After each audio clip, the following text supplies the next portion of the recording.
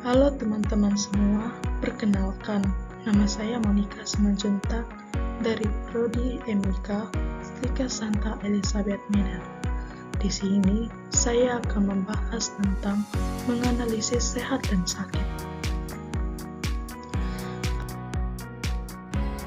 Apakah Anda tahu pengertian dan ciri-ciri sehat?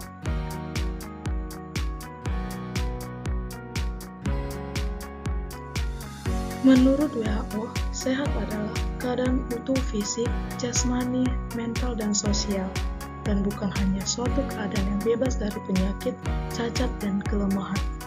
Sedangkan, kesehatan adalah suatu keadaan sehat jasmani, mental, dan sosial.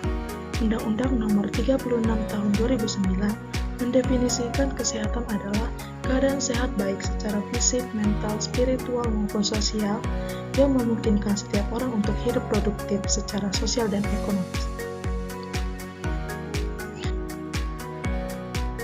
Adapun ciri-ciri sehat yaitu tubuh bugar dan tidak lemas, wajah berseri tidak nyeri, berkomunikasi dua arah, berpikir logis dan dimengerti, produktif, melakukan kegiatan sehari-hari dengan mandiri. Lalu, apakah Anda tahu apa itu paradigma sehat?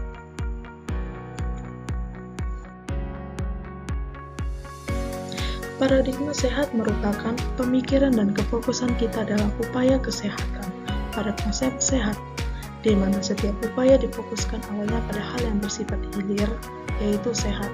Pada awalnya, adalah sehat sehingga perhatian lebih kepada bagaimana orang sehat untuk tetap sehat, atau semakin meningkatkan kesehatan. Konsep dasar sehat antara lain mencakup tanggung jawab individu, pencapaian tujuan, dinamis, pertumbuhan proses, pengambilan keputusan sehari-hari dalam area nutrisi, pengelolaan stres, olahraga fisik, pelaksanaan upaya pencegahan, kesehatan emosi, dan kesehatan lain yang sangat baik secara keseluruhan dalam individu.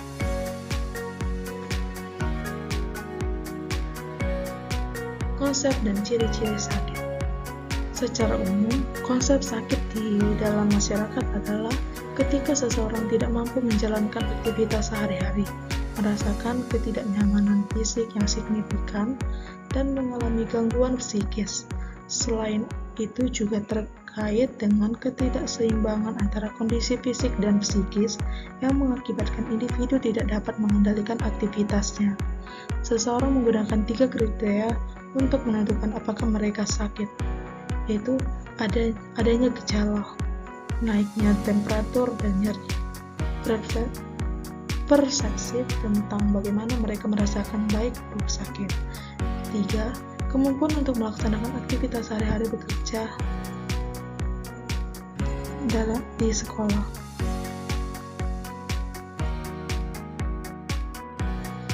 Ciri-ciri sakit. Secara umum kita dapat menilai apakah orang tersebut sakit atau sehat. Ciri-ciri sakit antara lain sering merasakan nyeri, tidak bersemangat dalam menjalani aktivitas, dan merasa tidak tenang dan kecemasan yang berlebihan.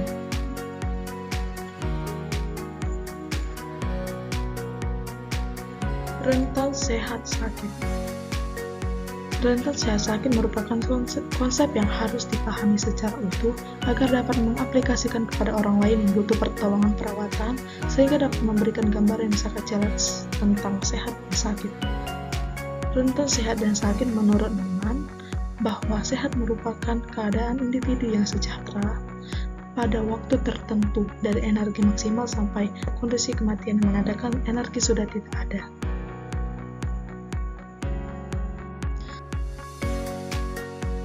Rentan sehat dan sakit setiap individu akan berbeda-beda dan dinamis. Seseorang dapat menganggap dirinya sehat, padahal bagi orang lain kondisi orang tersebut pada rentan setengah sakit. Kondisi saat ini merasa dalam keadaan sehat, pada kondisi yang sama 10 tahun berikutnya bisa saja individu ini merasa dalam keadaan sakit, sehingga rentan sehat dan sakit merupakan hal yang dinamis.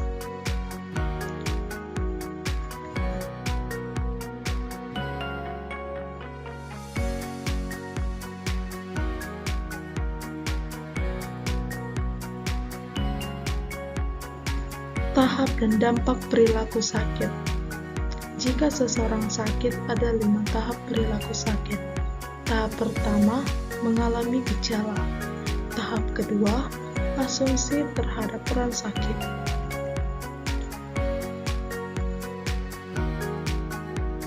Tahap ketiga, kontak dengan pelayanan kesehatan. Tahap keempat, peran klien dependen. Dan tahap kelima, pemulihan dan rehabilitasi.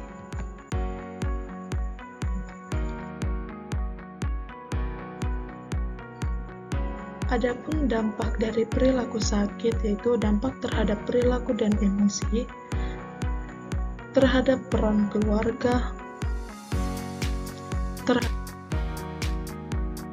citra tubuh, terhadap konsep diri, dan terhadap dinamika keluarga.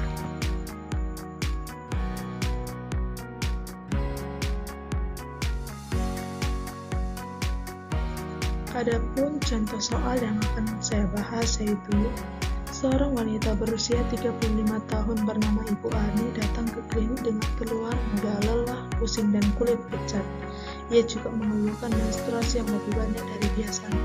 Setelah dilakukan pemeriksaan, dokter menemukan bahwa kadar hemoglobin Ibu Ani rendah. Kondisi kesehatan apa yang paling mungkin dialami Ibu Ani? Dan pilihan sebelumnya, jawabannya adalah B. Anemia defisiensi besi. Karena kondisi yang terjadi ketika tubuh kekurangan zat besi yang diperlukan untuk memproduksi hemoglobin. Hemoglobin itu adalah protein dalam sel darah merah yang membawa oksigen ke seluruh tubuh. Kekurangan zat besi juga dapat menyebabkan beberapa gejala, seperti kelelahan, pusing, kulit pucat, dan sesak napas.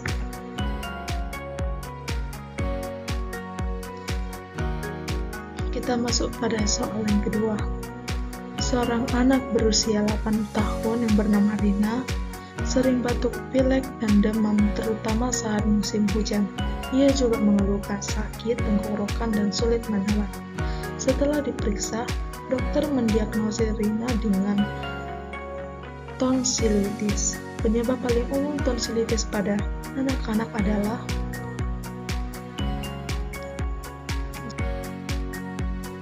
jawabannya adalah infeksi virus atau bakteri.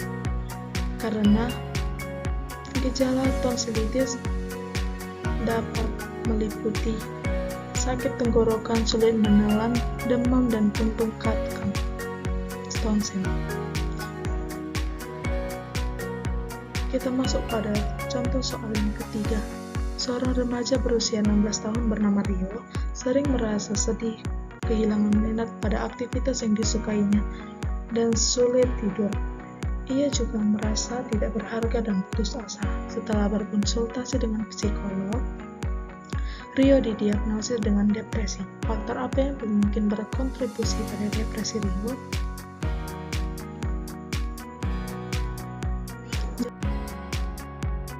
Jawabannya adalah A. Perubahan hormon dan tekanan sosial.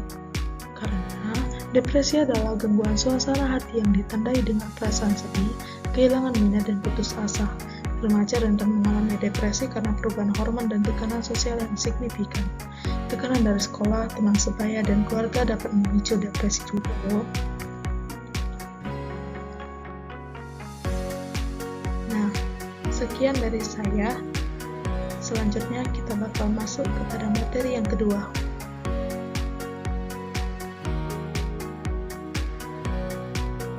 Kesehatan lingkungan, kesehatan reproduksi, K3, dan gizi bagi masyarakat.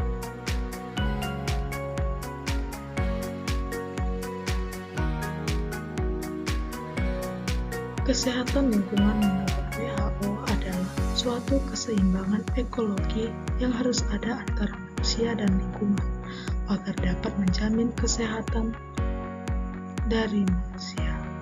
Kesehatan lingkungan merupakan bagian dari dasar-dasar kesehatan masyarakat modern yang meliputi semua aspek manusia dalam hubungannya dengan lingkungan, dengan tujuan untuk meningkatkan dan mempertahankan nilai-nilai kesehatan manusia pada tingkat setinggi-tingginya dengan jalan memobilisir tidak hanya faktor sosial dan lingkungan fisik semata-mata, tetapi juga terhadap semua sifat-sifat dan kelakuan-kelakuan lingkungan yang dapat membawa pengaruh terhadap ketenangan, kesehatan, dan keselamatan organisme umat manusia.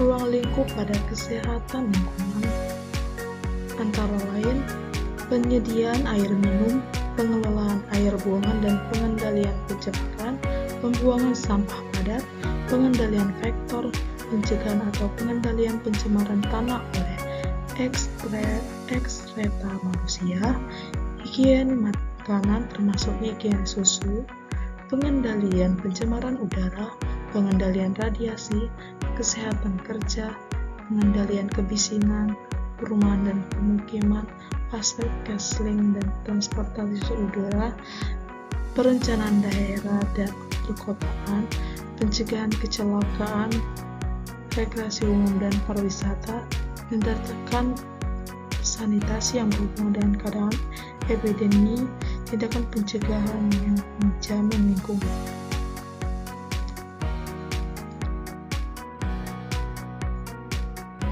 Lalu, bagaimana dengan kesehatan reproduksi? Dilansir dari laman resmi Kementerian Kesehatan Republik Indonesia, kesehatan reproduksi meliputi fungsi, proses, dan sistem reproduksi. Cara menjaga kesehatan organ reproduksi diantaranya menjaga kebersihan reproduksi, yaitu salah satu cara menjaga kesehatan organ reproduksi paling dasar. Kesehatan reproduksi adalah kondisi di mana tercapainya kesejahteraan fisik, mental, dan sosial yang lengkap dalam segala hal yang berkaitan dengan sistem reproduksi dan fungsi serta prosesnya. Faktor kesehatan reproduksi adalah faktor biologis, kemiskinan, masyarakat, demografis, budaya, politik, lingkungan, dan lain-lain. Faktor-faktor ini mempengaruhi kesehatan semua orang, tetapi terutama dampaknya terbesar adalah bagi wanita.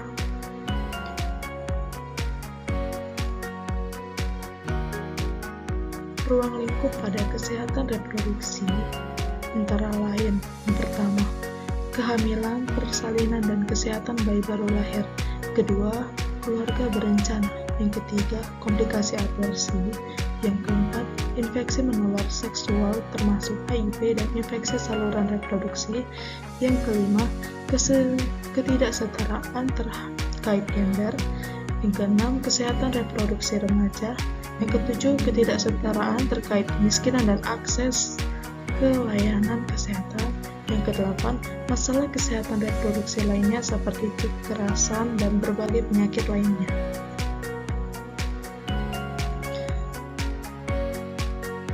Keselamatan dan kesehatan kerja atau K3.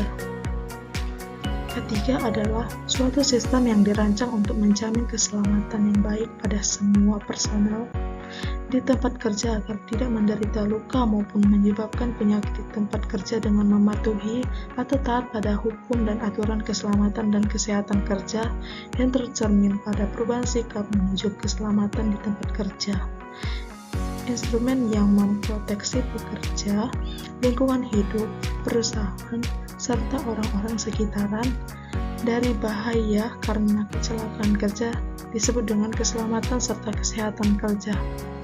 Ruang lingkup K3 rumah sakit yaitu 1. Keselamatan terhadap faktor penyebab penyakit. Kedua, keselamatan terhadap pemakaian peralatan medik dan non-medik. Yang ketiga, keselamatan terhadap bahan berbahaya. Yang keempat, keselamatan terhadap bahaya kebakaran. Kelima, keselamatan terhadap bencana.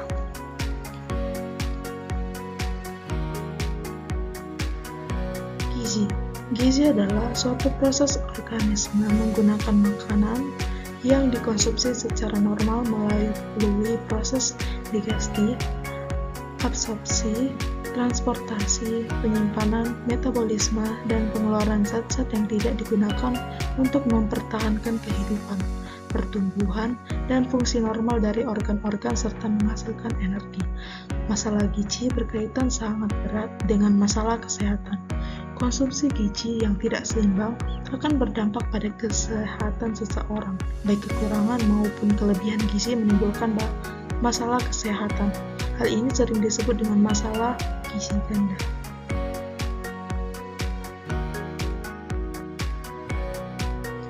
Ruang lingkup pada gizi, yang pertama input yaitu dimakan atau dikonsumsi. Yang kedua, proses yaitu dicerna, diserap, dan metabolisme. Ketiga, output, pertumbuhan sel, pemeliharaan sel, memperlancar fungsi anatomi, menghasilkan energi. Yang keempat, outcome, pertumbuhan fisik dan mental, kecerdasan, produktivitas.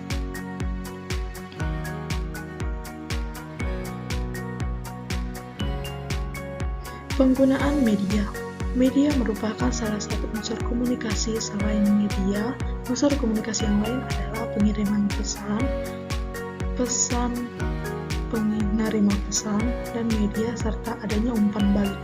Media merupakan sesuatu yang dapat digunakan untuk menyalurkan pesan dari komunikator kepada komunikan sehingga komunikan memahami isi pesan.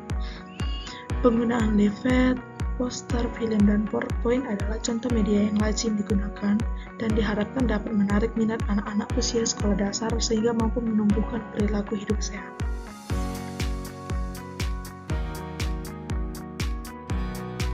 Kita masuk pada contoh soal dan pembahasannya. Yang pertama, sebuah sekolah di daerah perkotaan mengalami peningkatan kasus asma pada siswa.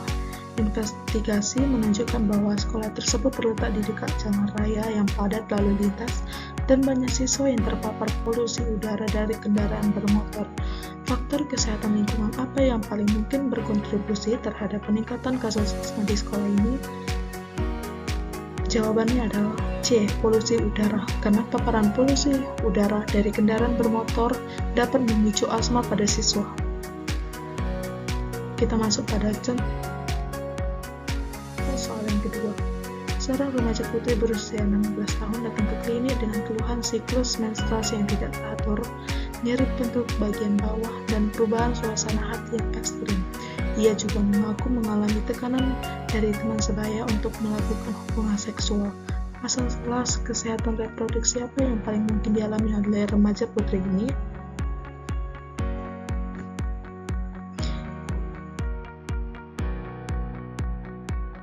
Jawabannya adalah B. Sindrom premenstruasi atau PMS dan tekanan psikologis. Perubahan hormon selama masa remaja dapat menyebabkan siklus menstruasi yang tidak teratur dan perubahan suasana hati.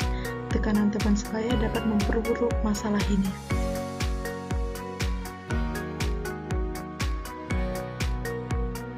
Kita masuk pada soal yang ketiga.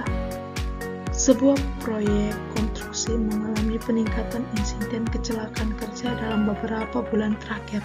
Banyak pekerja mengeluhkan cedera akibat jatuh dari ketinggian, tertimpa material, dan terpapar debu silika. Investigasi menunjukkan bahwa kurangnya penggunaan alat pelindung diri atau APD, pelatihan K3 yang tidak memadai, dan pengawasan yang lemah. Aspek K3 apa yang perlu diperbaiki di proyek konstruksi ini? Jawabannya adalah C. Penggunaan APD, pelatihan K3, dan pengawasan.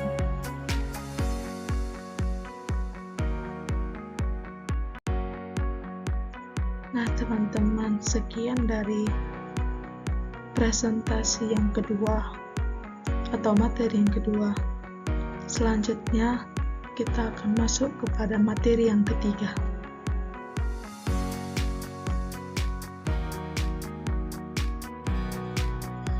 Baik teman-teman, kita masuk kepada materi yang ketiga, yaitu penyakit menular dan tidak menular.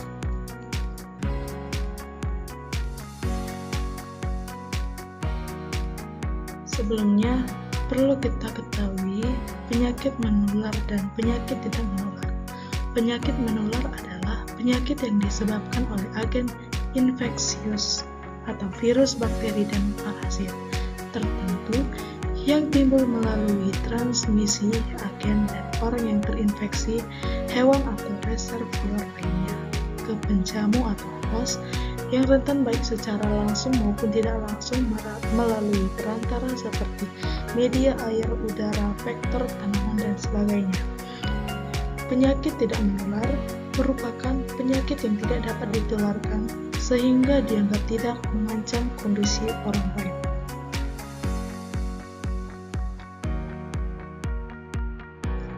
Ada dua cara penularan penyakit.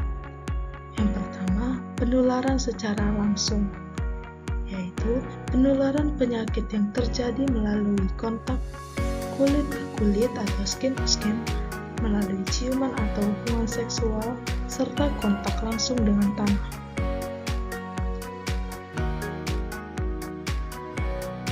Dan yang kedua, penularan tidak langsung. Penularan tidak langsung yakni penularan penyakit terjadi dengan melalui media tertentu seperti melalui udara dalam bentuk droplet dan dus, melalui benda tertentu, dan melalui vektor.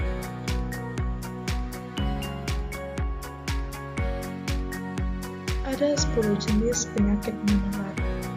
Yang pertama, campak, tuberkulosis, polio, penyakit pertusis, penyakit difteri, penyakit tifoid, penyakit hepatitis, penyakit human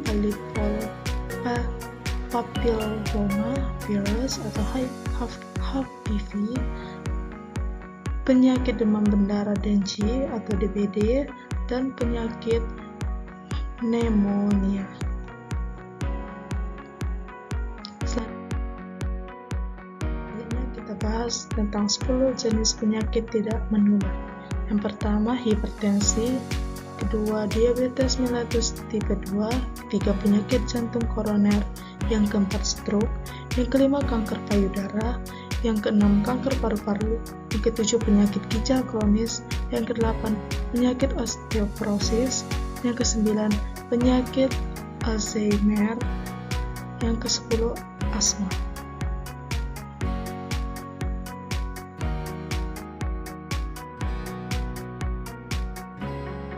Faktor penyebab penyakit menular.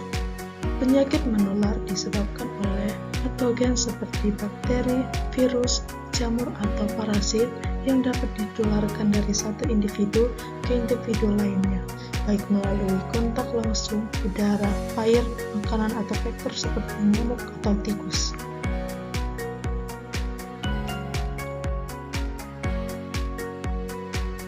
Faktor penyebab penyakit tidak menular. Penyakit tidak menular tidak disebabkan oleh patogen yang dapat ditularkan dari individu ke individu. Sebaliknya, penyebab utamanya adalah faktor-faktor perilaku, lingkungan, dan genetik, serta gaya hidup yang tidak sehat.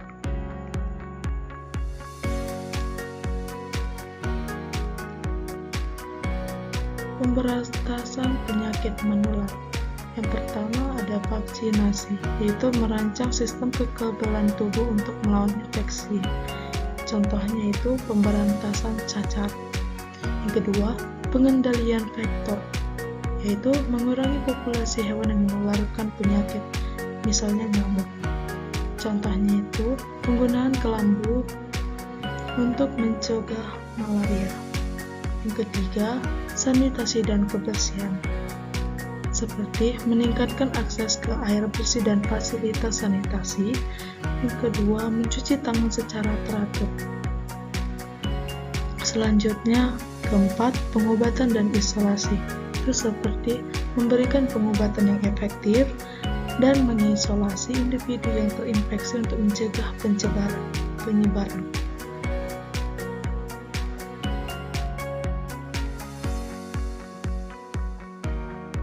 Kita masuk pada pencegahan. Pencegahan pertama meliputi promosi kesehatan dan pencegahan khusus. Sasaran pencegahan pertama dapat ditujukan pada faktor penyebab lingkungan penjamu.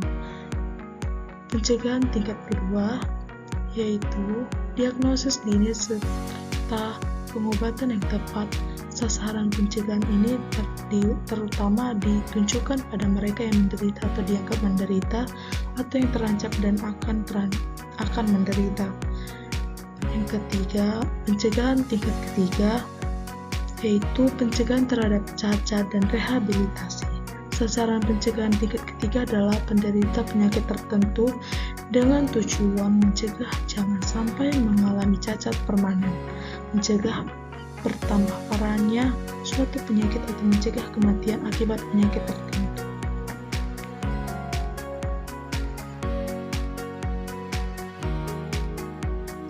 Pencegahan penyakit menular melalui imunisasi. Imunisasi merupakan salah satu intervensi kesehatan masyarakat yang paling efektif dalam mencegah penyakit menular yang serius. Pemberian imunisasi pada balita tidak hanya memberikan pencegahan terhadap anak tersebut, tetapi akan memberikan dampak yang jauh lebih luas karena akan mencegah terjadinya penularan yang meluas dengan adanya peningkatan imunitas atau daya tahan tubuh terhadap penyakit tertentu secara umum di masyarakat. Lalu, pencegahan penyakit menular melalui vaksinasi. Vaksin sebagai cara yang paling efektif dan ekonomis untuk mencegah penyakit menular membuat pengembangan dari vaksin untuk memerangi infeksi.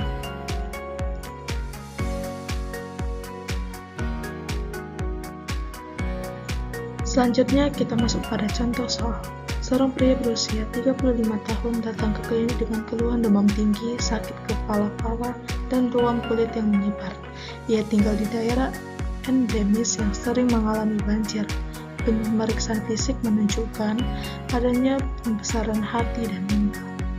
Hasil laboratorium menunjukkan penurunan jumlah trombosit. Penyakit menular apa yang paling mungkin diderita oleh pria ini?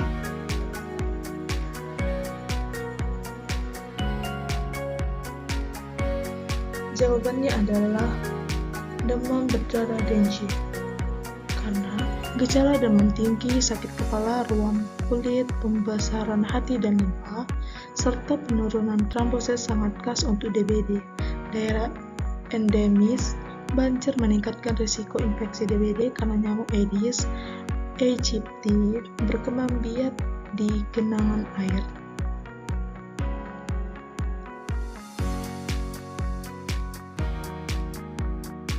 Kita masuk pada contoh soal yang kedua. Seorang pria berusia 65 tahun datang ke dokter dengan keluhan nyeri sendi yang memburuk, terutama di lutut dan pinggul. Nyeri ini disertai dengan kekakuan di pagi hari. Riwayat kesehatan menunjukkan bahwa ia memiliki obesitas.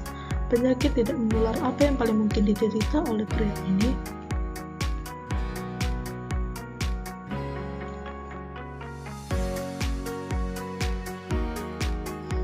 Jawabannya adalah osteoartritis. Karena nyeri sendi yang memburuk, terutama di lutut dan pinggul, disertai kekakuan di pagi hari dan riwayat obesitas mengarah pada diagnosis osteoartritis.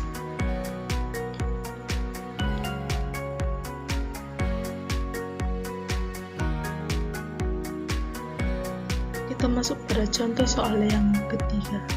Seorang wanita berusia 40 tahun datang ke klinik dengan keluhan kelelahan yang berlebihan, penurunan berat badan yang tidak disengaja, dan pembengkakan kelenjar getah bening. Ia memiliki riwayat perilaku berisiko tinggi, dan hasil darah menunjukkan penurunan darah sel. Dan penyakit menular apa yang paling mungkin diderita oleh wanita ini?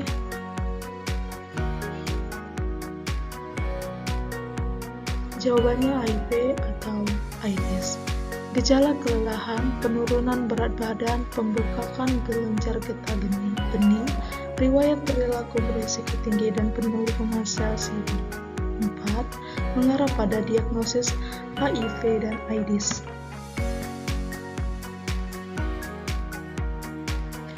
Baik teman-teman, sekian dari materi yang saya paparkan. Atas perhatiannya, saya ucapkan terima kasih.